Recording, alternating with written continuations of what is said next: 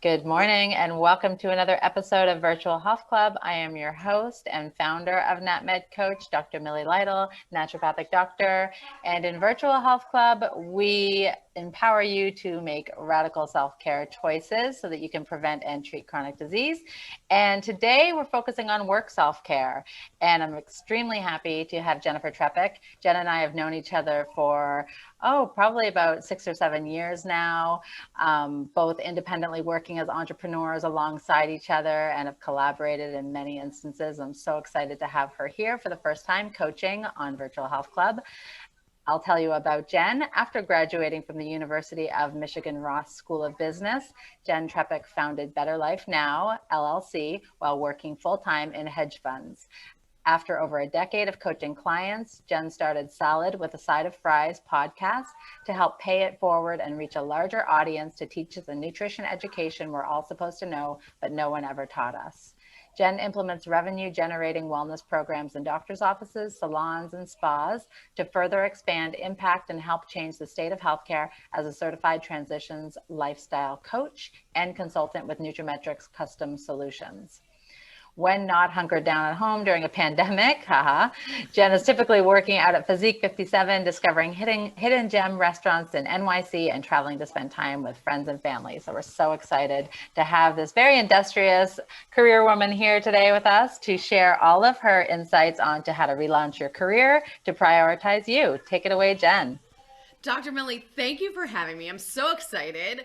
So I'm going to share my screen. Let's cross our fingers for technology because, you just never know. Okay, let's see. Are we good? Maybe. Looking good. Slideshow. There we go. Awesome. So welcome, everybody. I am honored to be here. Thank you again, Dr. Millie. And so this is a lot of, my story and what I learned and how I came to figure out how to include myself in my career and in my jobs, right? Because a lot of times it sort of takes on a life of its own.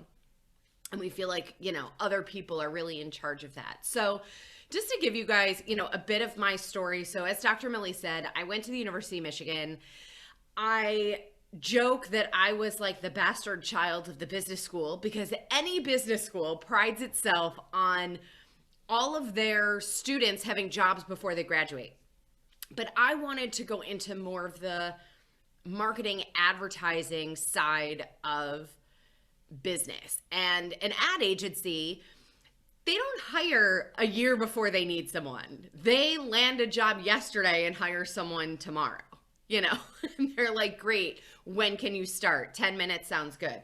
So I joke, I moved to New York. I graduated without a job, moved to New York without a job. I'm originally from Michigan and had a job within a week thanks to, what was that, Monster, right? Anybody remember Monster? So found my first job on Monster. It was an ad agency that specialized in catalog.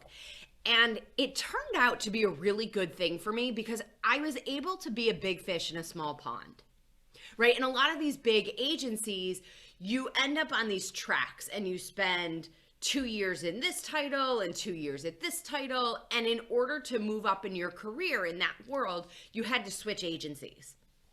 So the good side is, right, I was at this smaller agency. They noticed when I was bored and gave me more to do.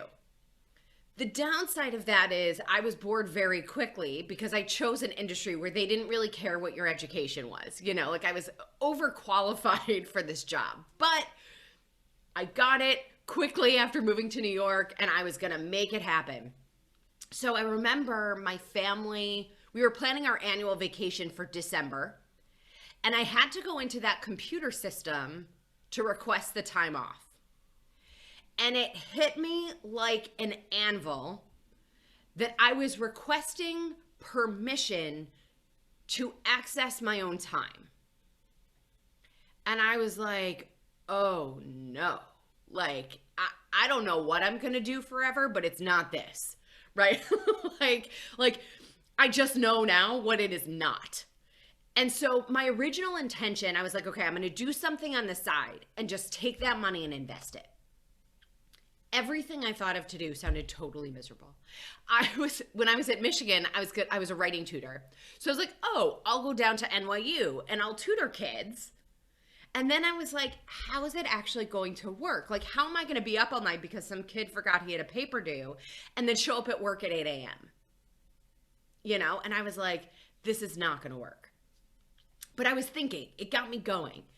And what I knew is that I could not be an employee for forever, right? I had this entrepreneurial spirit in me and I was looking for something. At the same time that all of this is happening, I have my own weight management saga, right? I call it a saga. I feel like the word journey doesn't do it justice, right? So I grew up the skinny one in a family of dancers, or I was a dancer and the skinny one in a family of dieters. And what I realize now is that just meant I was on a diet my whole life. And I didn't even know. So then between high school and college, I stopped dancing, all the food stuff changed, and I was gaining weight.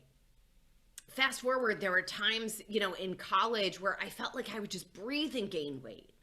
And I was like, how is this possible?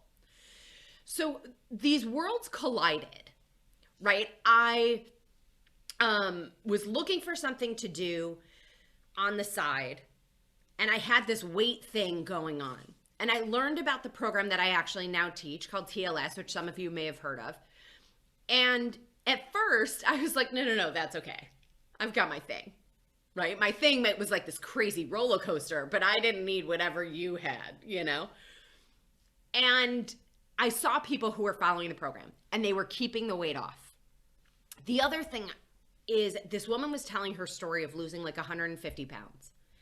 And for the life of me, like, I wish I could tell you more about her. I don't know her name. I don't know where she lives. I know nothing about her, except she was telling the story of losing 150 pounds. And then everything she said after that was like the teacher and Charlie Brown. I was like tunnel vision staring at her because I couldn't see where 10 pounds could have been on her body. And I was like, okay, I need to do this thing for myself. So I worked with a coach, followed the program. It completely changed my life. Like the only thing that's allowed me to say I've kicked my food issues. So from then on, I set out on a mission to pay it forward and help people help themselves with this information. So I started working with clients on the side. I was like, this is my thing. This is what I'm going to do.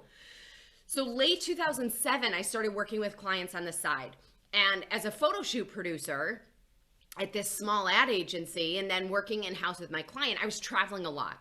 And I wasn't adept at sort of figuring out how to keep the momentum going of my own business when work sort of took over for like a month or two at a time. And a model that I was working with at the time said to me, he didn't really model that much anymore. It was really just for us. And he was doing investor relations support type of work at a hedge fund. And he says, you've got to come work at this hedge fund. They're going to pay you 3 times as much money. And you're not going to have to travel anymore. You can focus on your business. So I did that. I went to this hedge fund. So the job when I started was sort of executive assistant, office manager type of things. I was there for 8.5 years. And the role just continued to like mushroom, right? I was basically a chief of staff. I hired nannies left and right.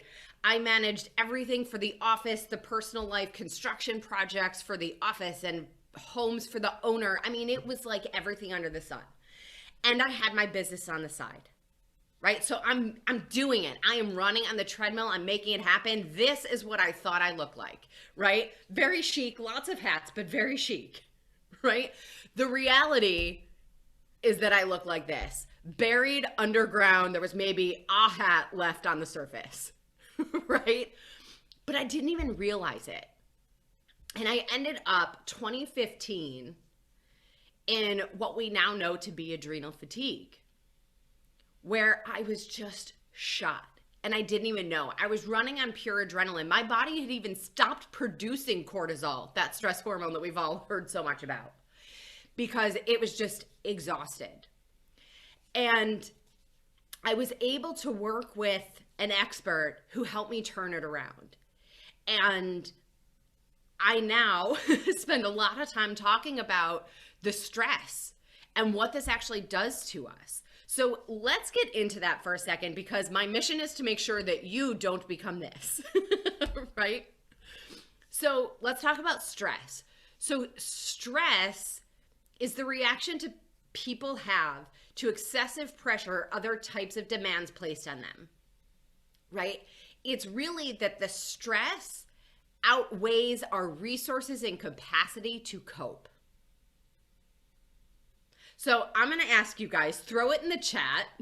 Tell me what causes you stress.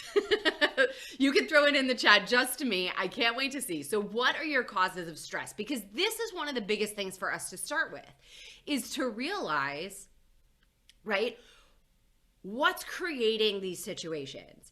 A lot of times it's work. Yes, what other people want us to do. Our inbox, right? It's crazy. Or we think about a conversation that happened already and we're replaying it over and over, or the conversation that we have to have, right? Like I had to send an email to a client last week and it like created all this craziness in me. So there is something to be said for what we call eustress, or the good kind of stress, right? That's the kind that gets us out of bed in the morning. So a little bit is good. What's not good is when it becomes for forever. And the thing is that our caveman biology, oh, we got one more in the chat. Hold on, I'm going to check this out. Nice. Yes, our health can cause us stress. Absolutely. And then it feels like this vicious cycle, right? So here's what's really interesting, and we'll dig more into this, is the stress response isn't inherently a problem, right? So short-lived stress, this is our caveman biology. We're being chased by the saber-toothed tiger. The body produces cortisol so that we can fight or flight, right? And then we outrun the tiger, we hide somewhere, we watch it pass, we start to calm down, right? Our breathing gets a little deeper and longer instead of that panicked breathing of running, right? So the stress response, our survival stress response, was designed to be short-lived. The problem is, it's no longer short-lived. Our lives are such that, like we were saying, it's a constant stress response. The alarm going off triggers a stress response. Our phone dings, hit of cortisol, right? And that stress hormone. We think about something that's going on and we get a hit of cortisol. So what happens is that we're in this constant state of stress. Our body never has that chance to calm down. And it ends up having a cascade, snowball, whatever you want to call it, to the rest of our health. Because when our body is in that stress response, all function goes to fight or flight. So any bodily function that is not critical to our survival in that moment shuts down, right? So we certainly aren't thinking from the prefrontal cortex, right? Our digestion and our metabolism turn off. Our immune system turns off. We're not growing hair and nails. That takes a lot of energy. We're trying to survive, right? Our reproductive system shuts off. So a lot of times we have this stuff going on and we don't connect it to the fact that we're in this constant stress response. So one of the things that happens, right, like I said, we have this cascade to every other aspect of our health. Our ability to think and breathe, right, and function and do the things that we want to do in a day. And when we get into this place, we think, I don't have time, right? When we're stressed out, the piece that we don't have is time. So then we go to, okay, I don't have time, so I'm going to eat what I can, and the stress, right? Cortisol makes us crave sugar and caffeine and the things that give us fast energy. And then we're really frustrated that we ate those things, but we're stressed out and we're certainly not exercising, because who has time for that when we don't have any time? And then to try to get more time in the day, we're sleeping less, right? And that also sends a response to the body of being in stress. And it becomes this crazy vicious cycle. And we're like, hold on to the table because I don't know what I'm going to do, right? So it's really interesting that what happens when we're stressed, the first things to go are the most important for us to hold on to. Proper nutrition, breathing, movement. So did you know the phrase working out actually came from the idea of you were working the stress out of your body? So all of these things that we tend to let go, right? And certainly sleep, all the things that we let go are the most important pieces to hold on to that are going to help our body combat the stress, come down from that stress response, right? Because remember, the stress response isn't inherently bad. It's great. It is survival, but it's designed to go in these waves rather than like this where we're all living. Does that make sense? So what can we do? How do we know when we need to sort of kick up our stress support, right? If you're noticing that your sleep is impaired, that we're emotionally sort of volatile, right? Like, the littlest thing will set us off.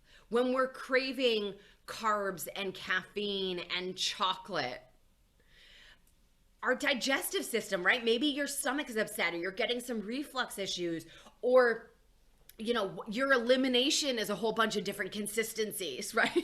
Or times, or a lot, or none.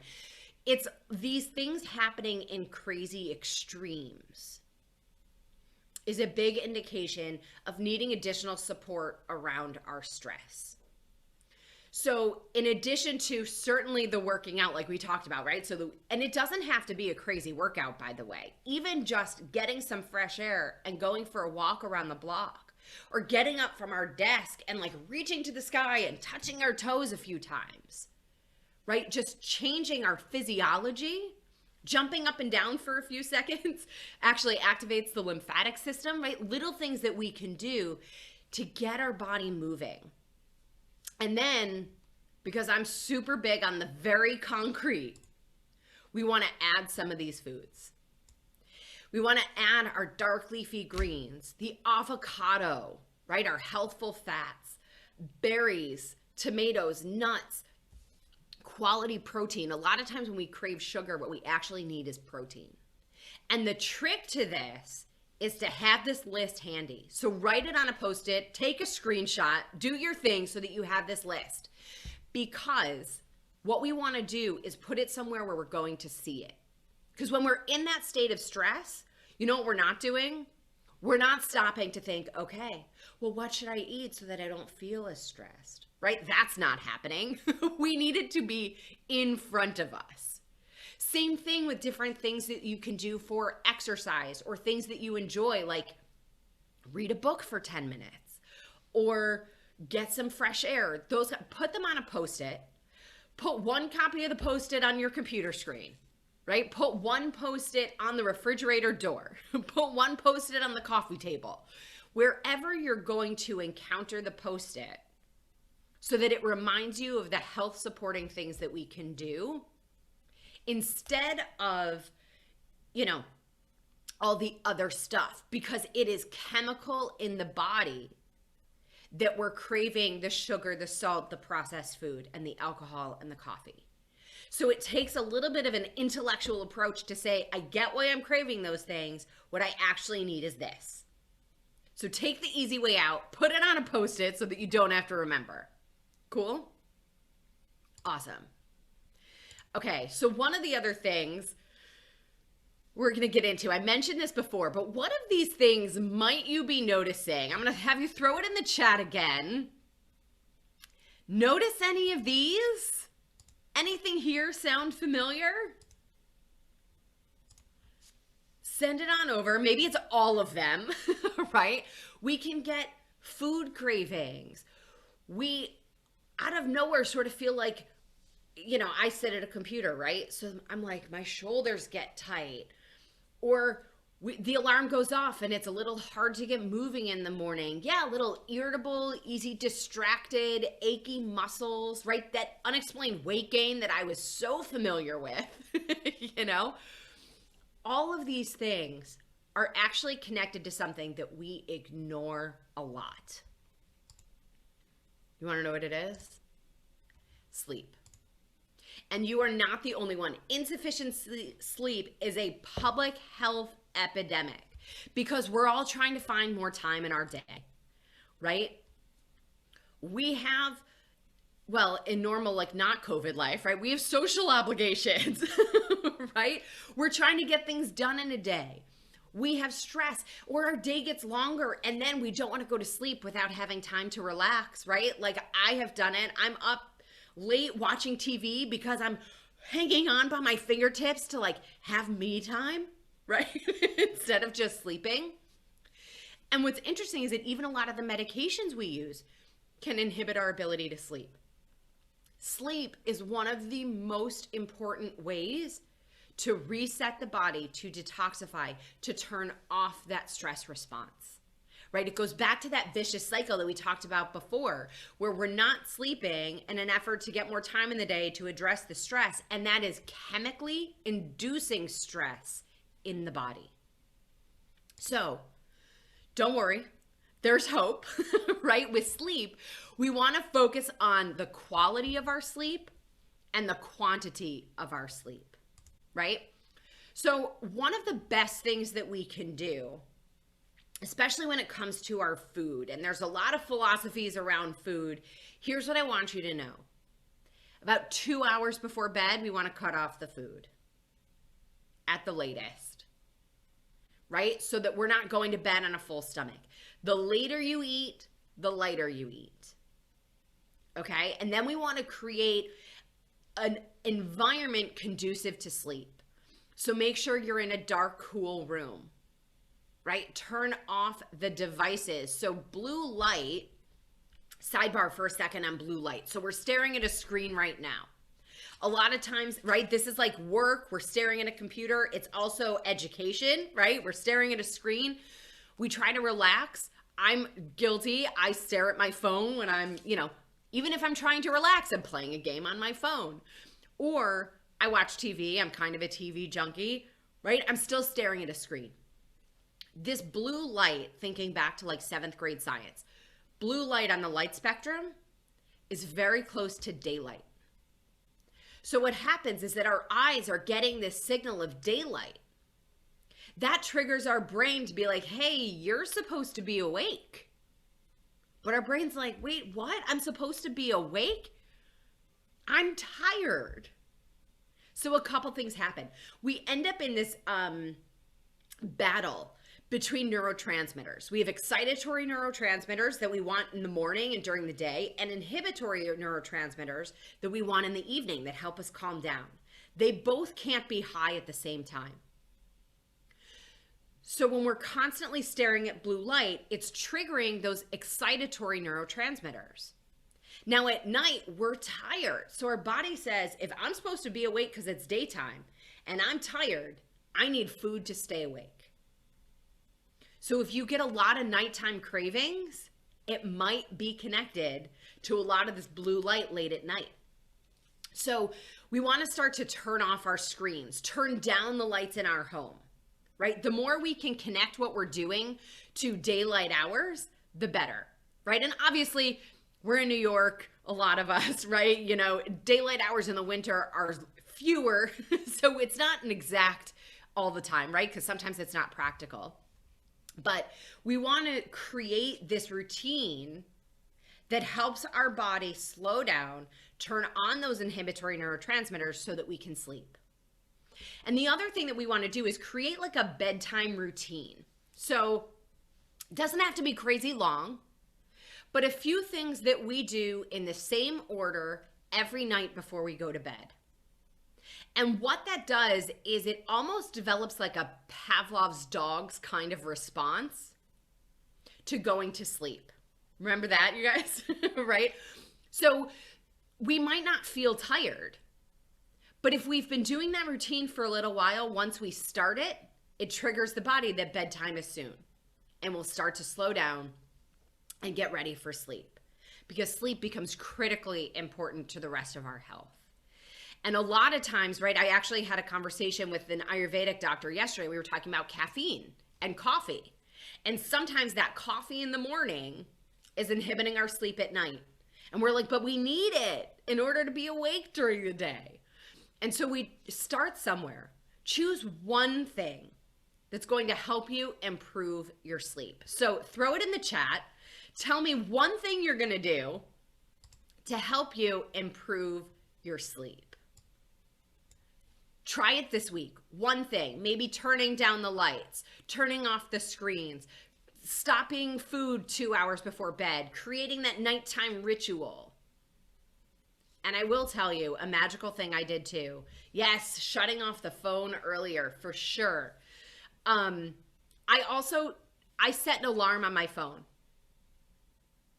Herbal tea, I love that one. Yeah, so I set an alarm on my phone that says, get ready for bed.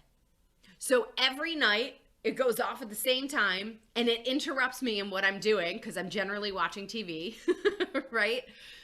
Ooh, a gentle yoga practice in the evening. I love it. Absolutely.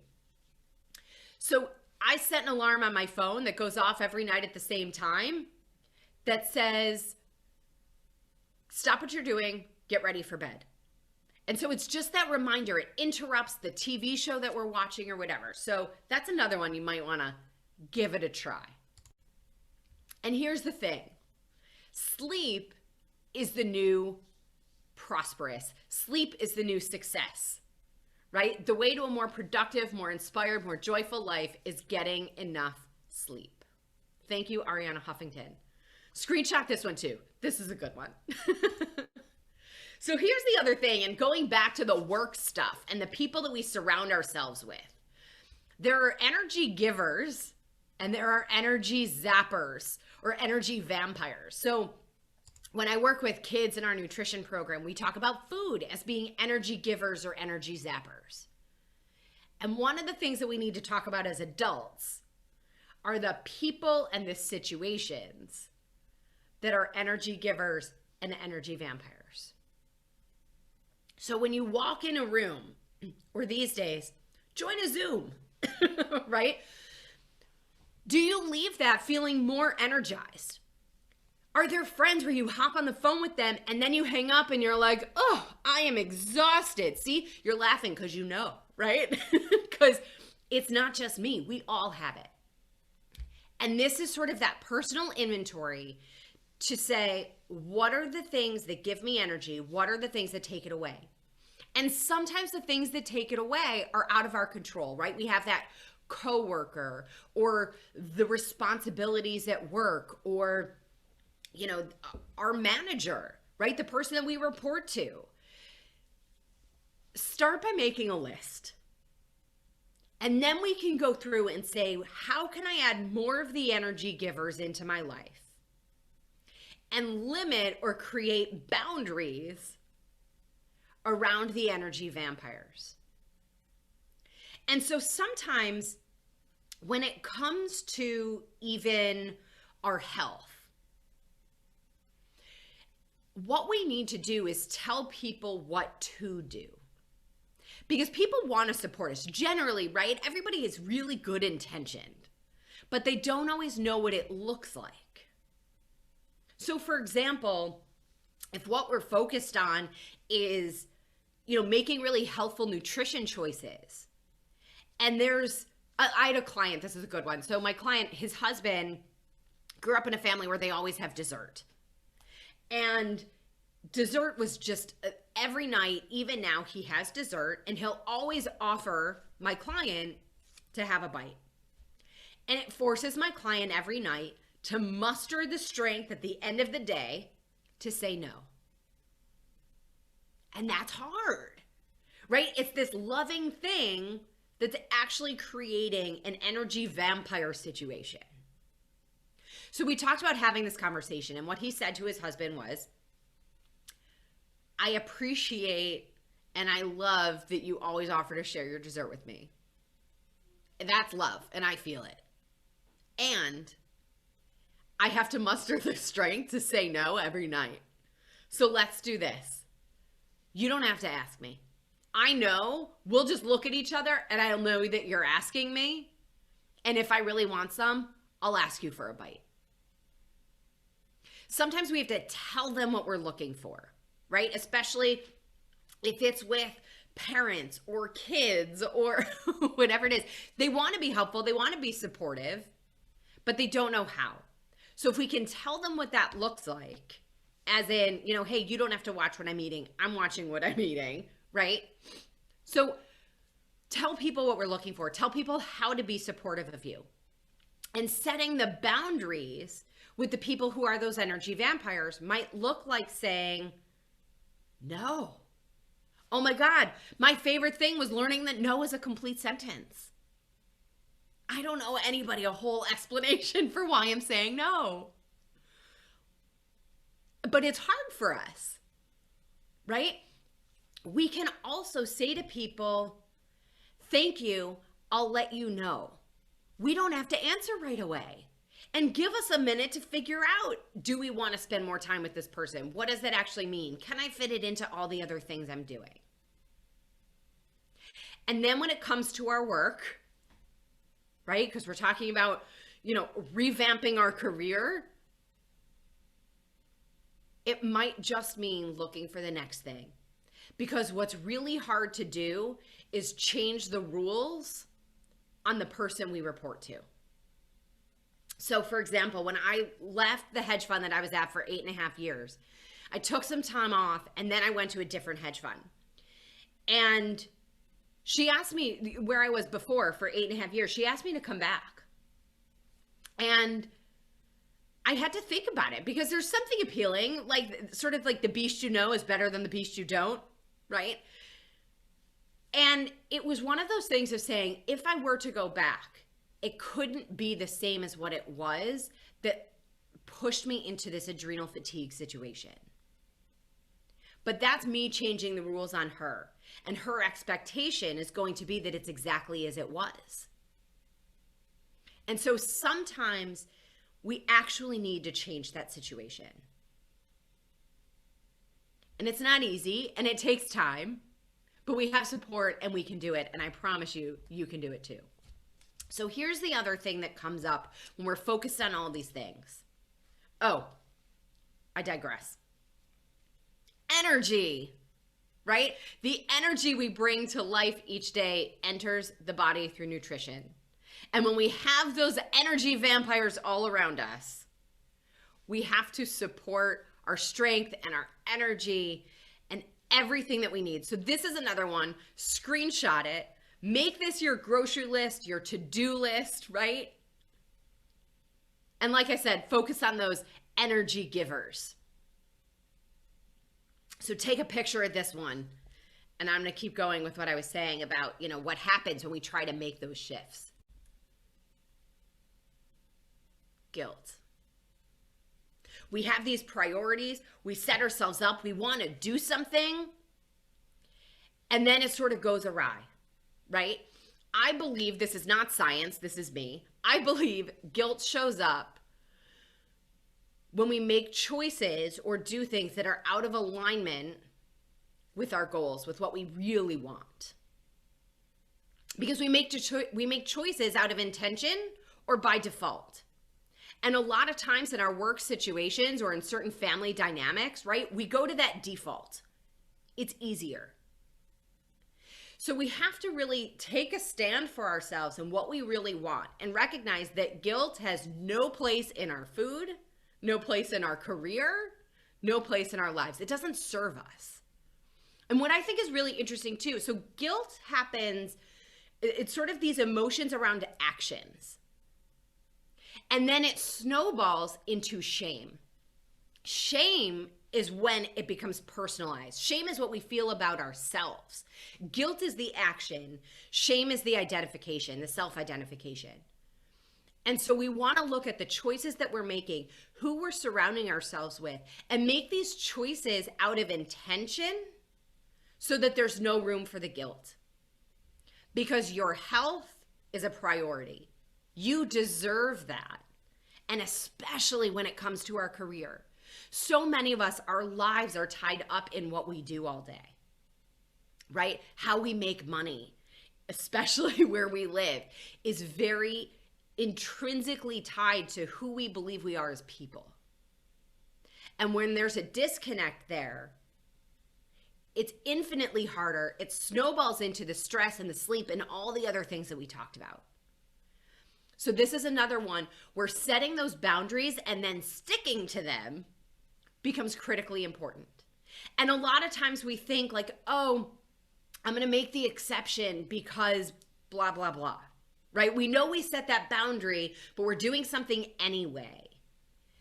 And we think about why we had set that boundary and who we're setting an example for and what that is showing people. Because the thing about boundaries, especially when we're changing them, is that they require consistency. For other people to learn what our new boundaries are requires consistency. So eliminate the guilt by making choices that are intentional and aligned with the boundaries and our health and all the things that we're looking for. And that is actually the absolute best example that we can set for anyone and everyone around us. It's like instead of these other people being energy vampires, I think of it as like I'm a cup overflowing, like a teacup with a saucer, right? My cup is overflowing and they can all take from the water that's in the saucer, but they don't get to take from my cup. So here's your road to relaunch. You've got this. We're making ourselves and our health a priority. We are focusing on managing our stress, getting enough sleep, setting those boundaries, fueling ourselves properly to have energy, and moving forward because you've got this. So with that, Dr. Millie, I'm going to turn it back to you. We can open it up for questions and specific, I know, Delia, some of the questions that you put in the chat, we didn't necessarily get to so directly around, hunger and those kinds of things, but we certainly can. So thank you, Dr. Millie.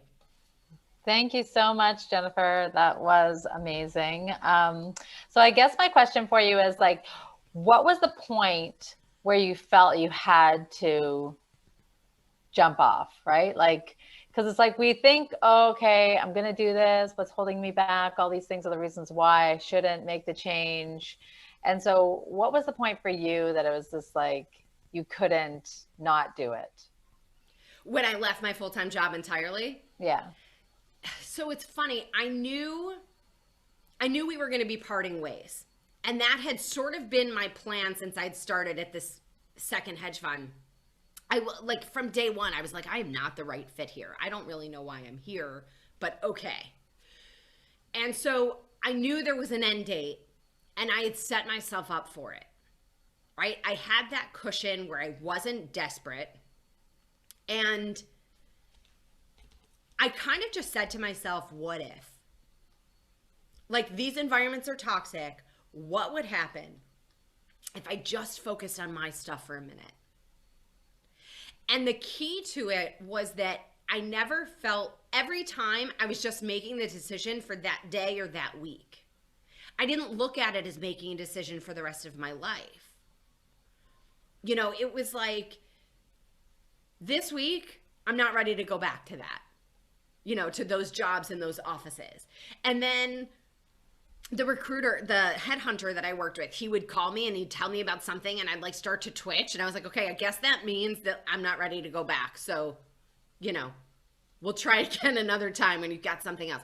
It was always, I never looked at it as permanent because tomorrow I could always choose to go back. And literally this past week, the same headhunter called me. So it's one of those where I think I knew I could do it because I wasn't making it this giant thing. I had a plan. I knew I was starting my podcast, Salad with a Side of Fries, right? I had a plan for what I was going to do. And I said, I'm going to see how it goes. Nothing is permanent. I can always choose the next thing. Yeah, I like that answer. It's because it's manageable. So no matter what you're doing in your life, if you're making a decision, then you look at it, the smallest component of it first. Like, let's take this first step forward and then figure out what to Exactly. do afterwards. Yeah. Exactly. Yeah, Yeah, I love that. nothing's permanent unless we decide it's permanent. So like we make this choice and then we make the next one. Hmm. And I also love what you touched on about listening to your body to make those decisions for you. Like if your body is feeling sick, if your mind is feeling stressed, if you're starting to sweat or you get a lump in your throat every time you think about doing that thing, continuing that job, showing up one more day. I mean, those are really the things to listen to because Yeah. I mean, I actually think that those are like the beginnings of like cancer and things like that, Yeah. because it's like energy is being physically manifested in your body to show you how wrong it is for you. Yeah. I always say, our body only has so many ways to communicate with us. You know, I think like hunger, thirst, and pain are sort of the biggest ways. And so if you're feeling that pain in some way, like what is this trying to tell me? What am I ignoring to the point where my body is screaming at me? And Yeah, sometimes just so true. asking that question and seeing what shows up after. Yeah, and we think about body cues and signals when it comes to illness, like, oh, you have acid reflux, so it means this, you're not either don't have enough acid or you have too much acid and you should eat these foods and change this ways. But then it's also communicating with like our consciousness, our emotion, our Yeah. self-knowledge when it comes to our choices and our beliefs and what we know is right for ourselves. And so I think that that's really important about this theme of the theme of this show today. Yeah. Any other questions from anybody? Uh, Very great, very good presentation, Dr. Jen. Oh, You thank actually you. had me when you were going through your like your work history. It had me thinking back because I'm actually retired now. Um, but Congratulations. I was in one job for like 38 years with the same company. And I always say, I wish I knew now. I wish I knew back then what I know now because I didn't listen to my body and I worked in investment bank. So I put in long hours. 8, I wouldn't get home till 1 o'clock in the morning. And I just started to just sit at my desk and cry, like, what am I doing here? But then I said, and then I kept saying I was going to leave, but then I stayed. And it was 38 years later. And then finally I got into an altercation with my boss, actually. And that's when I said, okay, that's it. I'm out. Yeah. And I actually left like 2 years before I could even collect Social Security. But I did it because I finally said, this job is actually killing me. Yep. But it was like 38 years later. But I'm glad I tuned into this presentation. I thought it was basically going to be about more about work. And I said, well, I'm not working, I'm retired. So maybe I shouldn't even listen to this. But like I said, I'm glad I did because even though you presented it around that, I felt that there were things even for people that's not working because Yep. and just things for you to actually people to actually think about. So yeah, thank you.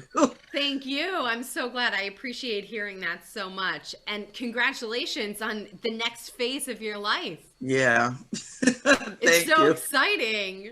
Now you get to choose, right? Yeah. With a lot Well, of freedom. well, I've been retired now for like I think for 12 years now, but still it's like I'm still trying to get it together and talking to Dr. Millie, I've learned a lot from her and just trying to get my health back on track. So Awesome. I'm getting there slowly but surely. Yeah, and you are in great hands with Dr. Millie. And Yeah, Jen, thank you. so thanks, Delia. And so, Jen, what would you say to people who, they know they need to make a change, but they're just not at that place where they're not ready? Like, how would you encourage somebody? Or, you were set up, kind of, you had a cushion, maybe Yeah. not everybody has that. Like, how would you advise people who are kind of in a more unstable situation and less kind of confident about what they're doing? Create a plan. Just start to poke around. If it's changing jobs, start to talk to a hunter, see what's out there. The fear, the lack of commitment, the unknown is what's scary. So if we start to make that known by reaching out to a headhunter and seeing what the options are, what are other people making in these kinds of roles at other companies, right? Doing some of that, even just research, it reclaims control. And sometimes even just that can make the current situation more bearable, because then you're there on your terms rather than on theirs. And then when the moment comes where you're like, okay, I'm really done, you're ready and you know what the options are and you have it there. So that would be more of like the changing career side, like changing the job. And it sort of also happens like when we're leaving more traditional careers and going to go work for ourselves. It's like, know what that's going to look like. Have a plan. Talk to other people who are doing it. I think one of the greatest pieces of advice I ever heard was those who live at a world-class level learn from other people's mistakes to shorten their learning curve. So do that. When you're going into a world that is totally unknown, start to do the research. Have those conversations so that you know and you have a plan of what that's going to look like. And it can certainly change. But again, I think it's the unknown and the lack of being able to picture it is what makes it scary and holds us like we're in concrete and standing in cement where we are instead of moving forward. Yeah, absolutely. So true. To avoid common pitfalls, then you talk to people who have kind of been there, done that. And there's so many, there's so much information out there, because they do say that currently, as Delia was saying, this kind of past generation who's been in the same job for 30, 40, 50 years, it's not really like that anymore, right? They say we'll change careers, or at least companies, 7 to 10 times within a lifetime now. And there are more 1099 workers out there in the US, and that number is growing every year. So there's more self-employed. People are trying to do it on their own, piece things together, not relying on just one paycheck, in order to make ends meet. So it is possible to, the concept of moonlighting is not new, but it is possible to run businesses on the side, right? Yeah. Like I know when I was, trying to get out of practice and build Health Club and to get online, I really had to think about, okay, where's silent income coming? Where do I not have to work every hour of the day in order to still make some money, and, residual income? And there's different aspects to how you can kind of, make money while you sleep or whatever. And so, you do want to research and know what's out there for you, because you might not have the answers that are available to you just because you haven't investigated it yet or explored it yet. Yeah. And I love the idea of, listen, I built my business on the side for 12 years. Like, that is a long time. And there were certainly times where I did more or less than others. But that's also how I knew exactly what it was going to look like when I left my job. So dip your toe in the water. I also think some people would say that, like, pull the rug out from under you. You've got to have that fire. And then I also come from a place of saying that I don't think there are things less powerful than desperation. So we want to make sure that we're sort of finding that balance between those and doing something on the side, dipping your toe in the water, seeing if it's a fit for you is a great place to start. Yeah, absolutely. Not everybody has the same risk level. And so you have to consider your own level of risk, just like, you're investing in the stock market. They say you don't invest more than you can afford to lose, So it's the same thing. I'm a person who has high risk because I'm single and I have no kids and I have no people relying on me in that way. And so, if I fail, it's me, myself, that's going to be homeless out on the street. It's not like a whole family. So people do not have the same level of risk, and for good reason. However, at the same time, some people do respond better to that pressure situation and can really pull themselves up in that situation and, hope and pray and, kiss the sky or something. Whereas other people really do need to be building something for 12 years, 20 years, in order to really know that it is going to work out and that it's a foolproof project. But I think that to your point, it's like people who do not start will never know. I mean, unless you put that energy in there to starting, even if it's not a risk situation, it's, you know, the best time to start is really when there's no risk or very little risk, you know, to start something new or to try your hand at a new field. So yeah, and I always say too, I mean, think about like, what do you really enjoy, and what do people already come to you and ask questions about? Right? Like, your people in your life already look at you as an expert in blank.